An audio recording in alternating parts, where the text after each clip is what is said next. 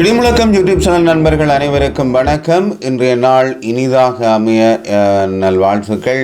இன்றைய நாள் 23ஆம் நாள் ஜூன் மாதம் 2026ஆம் ஆண்டு செவ்வாய்க்கிழமை. இன்றைய நாளின் செய்திகளோடு நாங்கள் இணைந்து கொள்ளலாம். பயங்கரவாத தடுப்புச் சட்டத்திற்கு முடிவு கட்ட அரசு அவசர நடவடிக்கை, பெருங்குற்றங்களை ஒடுக்க புதிய சட்டம் வருகிறது என்றும் ஜனாதிபதி இவ்வாறு அறிவித்திருக்கின்றார். இந்த பயங்கரவாத தடை சட்டம் தொடர்பான செய்தியாகத்தான் அது இருக்கின்றது. இலங்கையில் தற்போது நடைமுறையில் இருக்கின்ற பயங்கரவாத தடை சட்டத்திற்கு பதிலாக ஒழுங்கமைக்கப்பட்ட குற்றங்களை தடுப்பதையும் பொதுமக்களின் அடிப்படை மனித உரிமைகளை பாதுகாப்பதையும் நோக்கமாக கொண்ட புதிய சட்டம் ஒன்றை அறிமுகப்படுத்த அவசர நடவடிக்கைகள் எடுக்கப்பட்டு வருகிறது என்று ஜனாதிபதி அனுரகுமார திசாநாயக்க தெரிவித்திருக்கின்றார். உண்மையில் இந்த பயங்கரவாத தடை சட்டம் நீக்கப்படுவது என்பது எல்லோருக்கும் ஒரு சந்தோஷமான விடயம்தான், நல்லதொரு விடயம். ஆனால் இந்த பயங்கரவாத தடை சட்டத்தை பயன்படுத்தி தன்னை கைது செய்ய வேண்டாம் என்று கூட அண்மையில் கோடபாய ராஜபக்ச அவர்கள் வழக்கொன்றை தாக்கல் செய்திருந்தார். உண்மையில் இந்த பயங்கரவாத தடை சட்டத்தை நிறுத்தி கொண்டு வரப்பட இருக்கின்ற சட்டமும் மிக ஆபத்தானது என்று கூட அண்மையிலே சட்டத்தரணி ஜனாதிபதி சட்டத்தரணி KV தவராசா அவர்கள் கூட தெரியப்படுத்தியிருந்தார். இனி அது வருகின்ற பொழுதுதான், அந்த சட்டம் அமுல்படுத்தப்படுகின்ற பொழுதுதான் அதன் விளைவுகளையும் நாங்கள் அறிந்து கொள்ளக்கூடியதாக இருக்கும். அனுரகுமார திசாநாயக்க அவர்கள் நாட்டின் முன்னணி ஆடை துறை வர்த்தகர்கள் மற்றும் பெரு முதலீட்டாளர்களை ஜனாதிபதி அலுவலகத்தில் உத்தியோகபூர்வமான கலந்துரையாடலின் போது தான் இந்த விடயத்தை அவர் வெளியேற்றிருக்கின்றார். உள்நாட்டிலும் சர்வதேச அளவிலும் நீண்ட காலமாக மனித உரிமை அமைப்புகளாலும் சர்வதேச சமூகத்தினராலும் கடுமையாக விமர்சிக்கப்பட்டு வரும் பயங்கரவாத தடுப்புச் சட்டத்தை இந்த புதிய சட்ட கட்டமைப்பு முழுமையாக இரத்து செய்யும் என்று ஜனாதிபதி இதன்போது உறுதிப்படுத்தி இருக்கின்றார். இது குறித்து ஜனாதிபதி தற்போது நடைமுறையில் உள்ள சட்டத்துக்கு பதிலாக இன்றைய நவீன சமூகத்தின் தேவைகளுக்கு பொருத்தமான வகையில் நாட்டின் பாதுகாப்புக்கு அச்சுறுத்தலாக விளங்கும் ஒழுங்கமைக்கப்பட்ட குற்ற கும்பல்களை ஒடுக்குவதே புதிய சட்டத்தின் முதன்மை நோக்கமாகும் என்றும் அவர் சுட்டிக்காட்டியிருக்கின்றார். அதே நேரம் அரசியல் பழிவாங்கல்களுக்கோ அல்லது தன்னிச்சையான கைதுகளுக்கோ இடமளிக்காத வகையில் நாட்டின் சாதாரண குடிமக்களின் மனித உரிமைகளையும் ஜனநாயக சுதந்திரத்தையும் முழுமையாக உறுதி செய்யும் வகையிலேயே தான் இந்த புதிய சட்டம் வடிவமைக்கப்பட்டு வருகிறது என்றும் ஜனாதிபதி அனுரகுமார திசாநாயக்க தெரிவித்திருக்கின்றார். உண்மையில் இந்த பயங்கரவாத தடை சட்டத்தினூடாக கைது செய்யப்பட்ட போராளிகள் இன்றும் சிறையிலே வாடிக்கொண்டிருக்கின்றார்கள். இந்த தடை சட்டத்தின் ஊடாக கைது செய்யப்பட்டவர்கள் உண்மையில் அவர்கள் விடுவிக்கப்பட வேண்டும். பல வருடங்களாக இன்றும் வாடிக்கொண்டிருக்கின்றார்கள் சிறைகளிலே. இதற்கு ஒரு முடிவு தேவையில்லை. நிச்சயமாக அது இரத்து செய்யப்பட்டு அவர்கள் வழக்குகளின் ஊடாக வெளியிலே வர வேண்டும். அத்துடன் அமெரிக்க உதவி இராஜாங்க செயலாளர் ஜனாதிபதி அனுரகுமார திசாநாயக்கவுடன் முக்கிய பேச்சுக்களையும் நடத்தியிருக்கின்றார். இருதரப்பு உறவுகளும் வலுவடைவதாகவும் சொல்லப்படுகின்றது. அவர் உத்தியோகபூர்வ விஜயம் ஒன்றை மேற்கொண்டு வருகை தந்திருக்கின்றார். அமெரிக்காவின் தெற்கு மற்றும் மத்திய ஆசிய விவகாரங்களுக்கான உதவி இராஜாங்க செயலாளர் தான் கலாநிதி பால் கபூர்.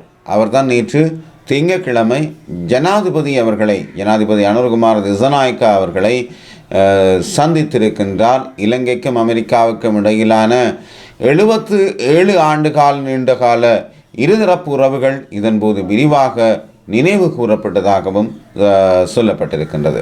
செம்மணி புதைகுழியில் மேலும் 7 எலும்புக்கூடுகள் அடையாளம் காணப்பட்டிருக்கின்றது. இது ஒரே நேர்கோட்டில் 3 எலும்புக்கூடுகள் இந்த விடயத்திலே அடையாளம் காணப்பட்டிருக்கிறது. அகழ்வாய்விலே தொடர்ந்து ஆதாரங்கள் வெளிவந்த வண்ணமே இருக்கிறது. அதாவது நேற்று புதிதாக மனித எண்பு தொகுதிகள் அடையாளம் காணப்பட்டுள்ளதுடன் அவற்றில் 3 எண்பு தொகுதி ஒரே நேர்கோட்டில் புதைக்கப்பட்டவாறும் கண்டெடுக்கப்பட்டிருக்கிறது. செம்மணி மனித புதைகுழி தொடர்பான 3ஆம் கட்ட அகழ்வாய்வு பணிகள் 31ஆம் நாள் அகழ்வு பணிகள் நேற்று இடம்பெற்றிருக்கிறது. நேற்றைய தின அகழ்வாராய்ச்சியின் போது புதிதாக அடையாளம் காணப்பட்ட 7 மனித எண்பு தொகுதிகளும் முறைப்படி சுத்தம் செய்யப்பட்டு இலக்கமிடப்பட்டிருக்கின்றது. இதில் 3 மனித எண்பு தொகுதிகள் ஒரே நேரில், அதாவது ஒரே கோட்டில் புதைக்கப்பட்டவாறு காணப்பட்டிருக்கின்றது. அத்துடன் ஏற்கனவே அடையாளம் இடப்பட்டிருந்த எண்பு தொகுதிகளில் மேலும் 13 மனித எண்பு தொகுதிகள் நேற்று முழுமையாக அகழ்ந்தெடுக்கப்பட்டிருக்கிறது. இதன்படி செம்மணி மனித புதைகுழியின் தடயவியல் அகழ்வாய்வு தளம் 1 மற்றும் 2 ஆகிய 2 பிரிவுகளில் இருந்தும் ஒட்டுமொத்தமாக இதுவரை 412 மனித எண்பு தொகுதிகள் அடையாளம் காணப்பட்டிருக்கிறது. அவற்றில் 390 மனித எண்பு தொகுதிகள் முழுமையாக அகழ்ந்தெடுக்கப்பட்டு பாதுகாப்பாக வைக்கப்பட்டிருக்கின்றது. இந்த செம்மணி புதைகுழி தொடர்பாக சோமரத்ன ராஜபக்ச அவர்கள் ஒரு விடயத்தை குறிப்பிட்டிருக்கின்றார். அதாவது பொது மன்னிப்பு வழங்கினால் செம்மணி உண்மைகளை கூறுவேன் என்று அவர் ஒரு நிபந்தனையை விதித்திருக்கின்றார். அதாவது தனக்கு ஒரு பொது மன்னிப்பு வழங்கினால் உண்மைகளை கூறுவேன் என்று சொல்லியிருக்கிறார். அவர் ஏற்கனவே பல உண்மைகளை வெளியிட்டிருக்கின்றார். இதே நேரத்திலே தனக்கு ஒரு பொது மன்னிப்பு வழங்கினால்தான் உண்மைகளை கூறுவேன் என்றும் அவர் சொல்லியிருக்கின்றார். அதாவது எங்களுடைய பாடசாலை மாணவி கிருசாந்தி குமார் சுவாமி படுகொலை மற்றும் செம்மணி மனித புதைகுழி விவகாரத்தின் பிரதான குற்றவாளியாகத்தான் இவர் திகழ்கிறார். இவர் லான்ஸ் கோப்ரல் சோமரத்ன ராஜபக்ச. காணாமல் போனோர் அலுவலகத்தின் தவிசாளர் அவர்கள் நேரில் சென்று அவரை சந்தித்த போது தனக்கு ஜனாதிபதி பொது மன்னிப்பு வழங்கினால் மாத்திரமே உண்மைகளை வெளிப்படுத்துவதாக அவர் கூறியிருக்கின்றார். உண்மையை கூற வேண்டும் என்று நினைப்பவர் இவ்வாறு நிபந்தனை விதிப்பாரா என்று நீதி மற்றும் தேசிய ஒருமைப்பாடு அமைச்சர் சட்டத்தரணி கர்சன நாணயக்காரவும் இவ்வாறு கேள்வி எழுப்பியிருக்கின்றார். யாழ்ப்பாணத்தில் உள்ள செம்மணி மனித புதைகுழியை நேரில் சென்று பார்வையிட்டதன் பின்னர் ஊடகவியலாளர் எழுப்பிய கேள்விக்கு பதிலளிக்கின்ற பொழுதுதான் அவர் இந்த விடயத்தை தெரிவித்திருக்கின்றார்.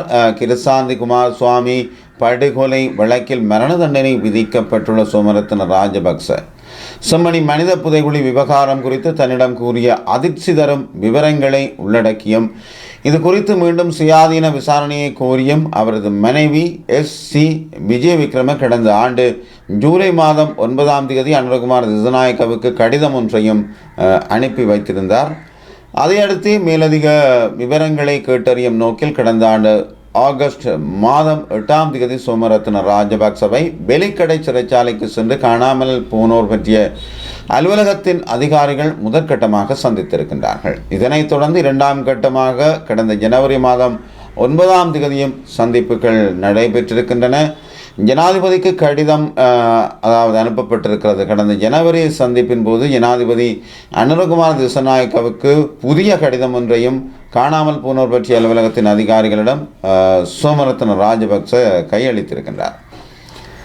செம்மணியை பார்வையிட்ட நீதி அமைச்சர் கர்சன நாணயக்காரவிடம் சோமரத்னவின் அண்மைய வெளிப்படுத்தல்கள் விசாரணைகள் குறித்து கேள்வி எழுப்பப்பட்டது. அதற்கு பதிலளித்த அமைச்சர், நான் சோமரத்ன ராஜபக்சவை சிறைச்சாலைக்கு சென்று நேரடியாக சந்திக்கவில்லை. இருப்பினும் காணாமல் போனோர் பற்றிய அலுவலகத்தின் தவிசாளர் மகேஷ் கட்டலந்து அவரை சந்தித்திருக்கின்றார்.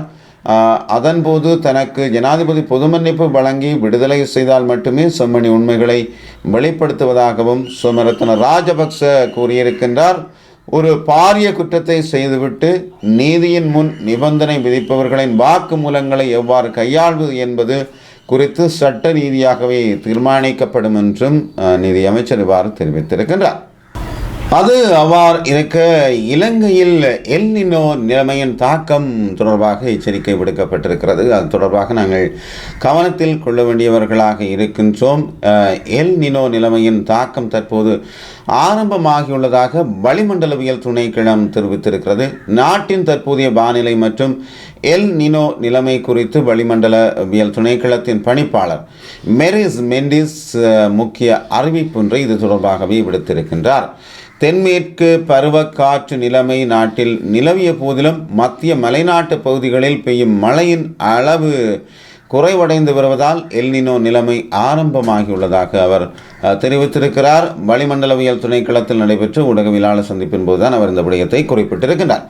எல்னினோ நிலைமையின் பலத்த தாக்கம் இம்மாதங்களில் நாட்டில் எதிரொலிக்கும் என்றும் இக்கால பகுதியில் மழையின் அளவு அதிகரிக்கக்கூடும் என்றும் அவர் அந்த விடயத்தை தெரிவித்திருக்கிறார். இந்த காலப்பகுதியில் கடுமையான வறட்சி நிலவவும் வாய்ப்புள்ளது என்றும் வெப்பநிலையும் கணிசமாக உயர்வடையக்கூடும் என்றும் சொல்லப்பட்டிருக்கிறது.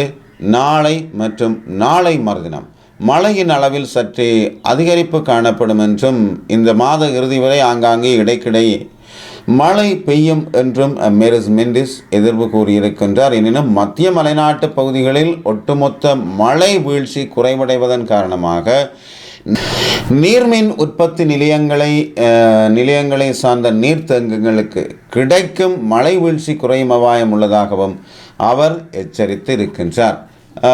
காருக்குள் சடலமாக மீட்கப்பட்ட அந்த வைத்திய தொடர்பான ஒரு செய்தி இப்பொழுது அதுவும் ஒரு பிரபலமான செய்தியாக ஓடிக்கொண்டிருக்கின்றது.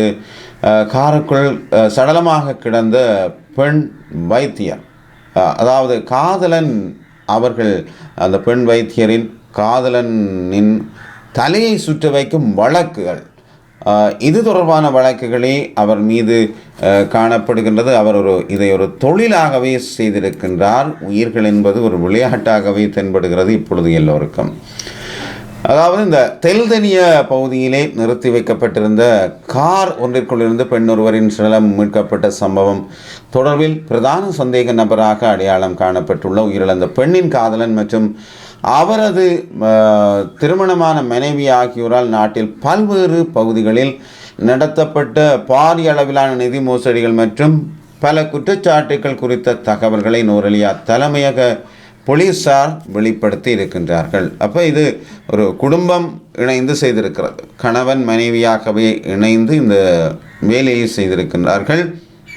அதாவது நுவரெலியா தலைமையக பிரதான போலீஸ் பரிசோதகரால் நுவரெலியா பிராந்தியத்திற்கு பொறுப்பான சிரேஷ்ட போலீஸ் அத்தியட்சகர், ஊடக பேச்சாளர் மற்றும் உதவி போலீஸ் அத்தியட்சகருக்கு அனுப்பி வைக்கப்பட்டுள்ள விசேட விசாரணை அறிக்கையிலே தான் இந்த தகவல்கள் வெளிப்படுத்தப்பட்டிருக்கிறது. அதாவது கடந்த ஜூன் 17 பதிவான இந்த மனித கொலை சம்பவத்தின் பின்னர் மேற்கொள்ளப்பட்ட பரந்த அளவிலான விசாரணைகளின் போதே இந்த தகவல்கள் வெளியிலே வந்திருக்கிறது.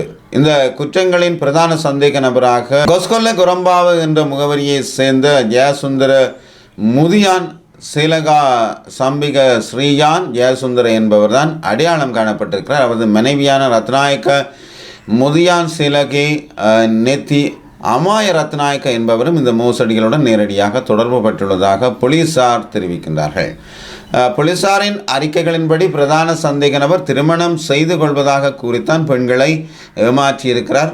வெளிநாட்டு வாகனங்கள் மற்றும் வேலைவாய்ப்புகளை பெற்றுத் தருவதாக கூறி பல லட்சம் ரூபாய் பணம் மோசடி செய்தமை உள்ளிட்ட பல குற்றச்சாட்டுக்கள் இவரின் மேலே வழக்குகளும் நிலுவையில் இருக்கின்றது. அந்த வகையிலே கம்பகா மேல் நீதிமன்றத்திலே திருமணம் செய்வதாக கூறி 1,18,73,000 ரூபாய் பணத்தை மோசடி செய்திருக்கின்றார். அதே நேரத்திலே WPCPG 8532 என்ற இலக்கமுடைய காரையும் சட்டவிரோதமாக மோசடி செய்திருக்கின்றார். அதே போன்று புதுக்கடை இலக்கம் 5 நீதிமன்றம் இந்த வழக்கு திருமணம் செய்வதாக கூறி 17,21,000 ரூபாயை அவர் மோசடி செய்திருக்கின்றார். அதே போன்று புதுக்கடை இலக்கம் 5 நீதிமன்ற வழக்கு திருமணம் செய்வதாக கூறி 13,76,000 ரூபாயை மோசடி செய்திருக்கின்றார். திஸ்ஸமகரகம நீதவான் நீதிமன்றத்திலே வெளிநாடுகளில் இருந்து வாகனங்களை இறக்குமதி செய்து தருவதாக கூறி 22 லட்சம் ரூபாய் பணத்தை மோசடி செய்திருக்கின்றார். அதே போன்று புதுக்கடை நீதிமன்றம் வெளிநாட்டிற்கு அனுப்பி வைப்பதாக கூறி புதுக்கடை நீதிமன்ற வழக்கிலே வெளிநாட்டுக்கு அனுப்பி வைப்பதாக கூறி 42 லட்சம் ரூபாய் பணத்தை மோசடி செய்திருக்கின்றார். அதேபோன்று இவற்றுக்கு மேலதிகமாக குற்றப்புலனாய்வு திணைக்களத்தினால் இவருக்கு எதிராக புதுக்கடை, கொரணை மற்றும் கடுவலை ஆகிய நீதிமன்றங்களிலும் வழக்கு தொடரப்பட்டிருக்கின்றது. சந்தேக நபரின் தேசிய அடையாள அட்டை இலக்கத்தினூடாக BPN வழியாக AMIS தரவு கட்டமைப்பை பரிசோதித்த போது பேலியகுடை போலீஸ் நிலையத்தினால் மற்றும் மோசடி விசாரணை பிரிவினரால் 13/11/2023 அன்று அவர் சந்தேகத்தின் பேரில் கைது செய்யப்பட்டிருந்தமையும் தெரிய வந்திருப்பதாக சொல்லப்படுகிறது. இதற்கு முன்னரும் பல சந்தர்ப்பங்களில் தலா 1 லட்சம் ரூபாய் வீதமான பண மோசடிகள் தொடர்பில் குற்றப்புலனாய்வு திணைக்களத்தினரால் விசாரணைகள் நடத்தப்பட்டுள்ளமையும் தெரிய வந்திருப்பதாக சொல்லப்படுகின்றது. ஒரு மகா கில்லாடியாக விளங்கியிருக்கிறார் அந்த காதலன். இந்த விடயங்கள் தெரியாமல் பல பெண்கள் இவ்வாறு மோசடிகளுக்கு உள்ளாகி தங்கள் பொருளாதாரங்களை இழப்பதனோடு தங்கள் உயிர்களையும் பறிகொடுத்து விடுகிறார்கள். இந்த இளம் பெண்கள், அதாவது காதல் பயப்பட்டு விடக்கூடிய பெண்கள் தான் இந்த விடயங்களிலே மிகுந்த அக்கறை செலுத்த வேண்டியவர்களாக இருக்கின்றார்கள். மேலும் உயிர்த்த ஞாயிறு தாக்குதல் தொடர்பான செய்தியை பார்த்தால் சக்ரான் தங்கியிருந்த அறை விவரம் மறைக்கப்பட்டிருப்பதாக சஜித் பிரேமதாஸ் அவர்கள் ஒரு விடயத்தை கிளப்பியிருக்கிறார், புதிய சர்ச்சையாக கிளப்பியிருக்கிறார். இந்த உயிர்த்த ஞாயிறு குண்டு தாக்குதல் இடம்பெற்ற சங்கிரில்லா ஹோட்டலில் தற்கொலை குண்டுதாரி சக்ரான் காசிம் தங்கியிருந்த 116ஆம் இலக்க அறையில் அவருக்கு முன்னர் தங்கியிருந்தவர்களின் விவரங்கள் மாத்திரம் மறைக்கப்பட்டுள்ளன என்று ஐக்கிய மக்கள் சக்தியின் நாடாளுமன்ற உறுப்பினர் முஜிபுர் ரஹ்மான் குற்றம் சாட்டியிருக்கின்றார். இந்த விவகாரம் குறித்து தற்போதைய அரசு தீவிரமாக தேடி பார்க்க வேண்டும் என்றும் அவர் வலியுறுத்தியிருக்கிறார். ஐக்கிய மக்கள் சக்தி காரியாலயத்தில் நேற்று நடைபெற்ற ஊடகவியலாளர் சந்திப்பில் கலந்து கொண்டுதான் அவர் இந்த விடயத்தை தெரிவித்திருக்கின்றார். உயிர்த்த ஞாயிறு குண்டு தாக்குதல் இடம்பெற்ற தினத்திற்கு முன்தினமான 2019 ஏப்ரல் 20ஆம் இரவில் சக்ரானும் அவருடன் இருந்த மற்றொரு நபரும் கொழும்பு சங்கிரில்லா ஹோட்டலின் 116ஆம் இலக்க அறைக்கு வந்து தங்கியிருக்கிறார்கள். மறுநாள் ஏப்ரல் 21ஆம் காலையிலேயே அவர்கள் இந்த கொடூர தாக்குதலை நடத்தியிருந்தார்கள்.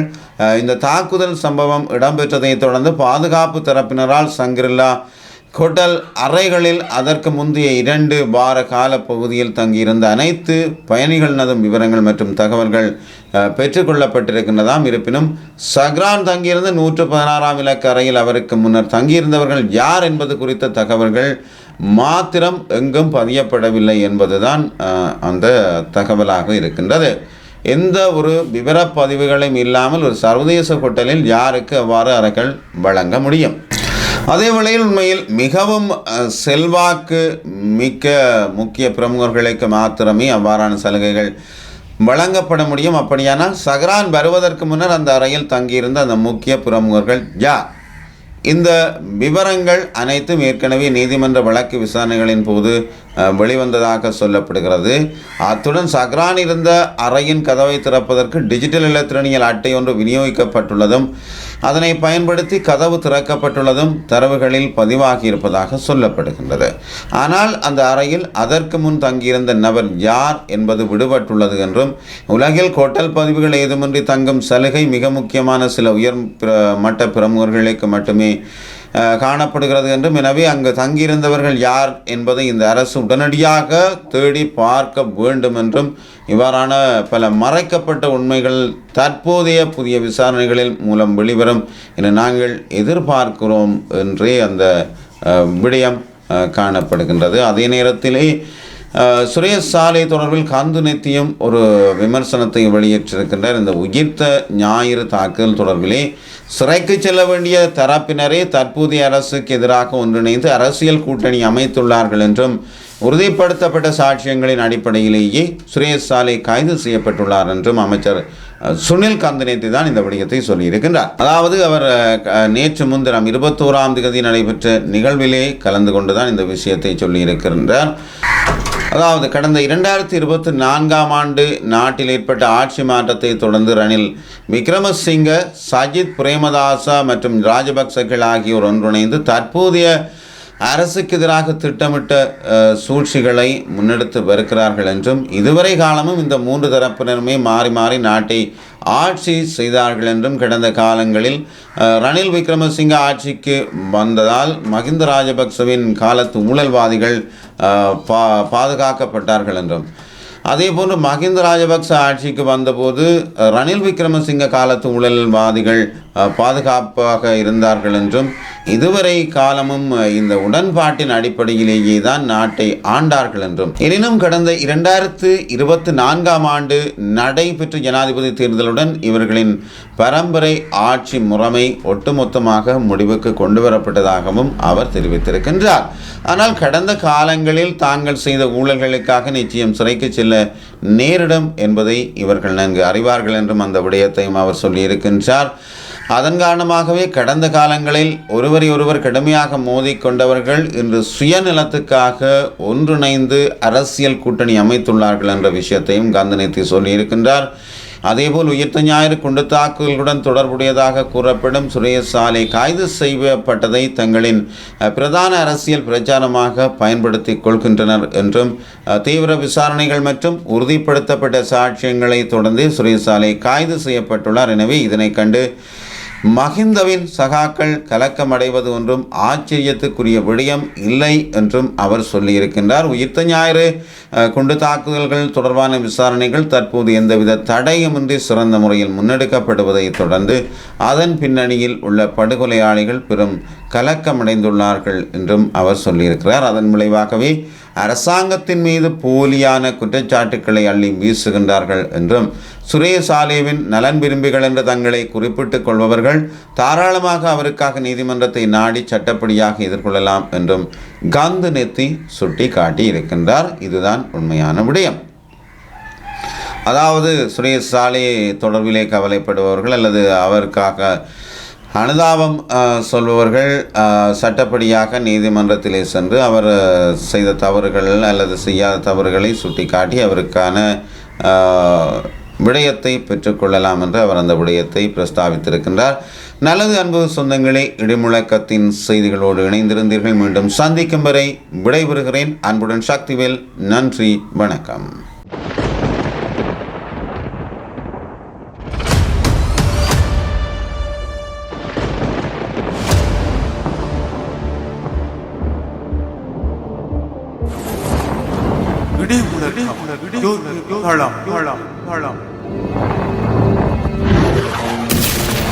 உண்மைகள் உறங்காதிருக்க உழைப்போம்.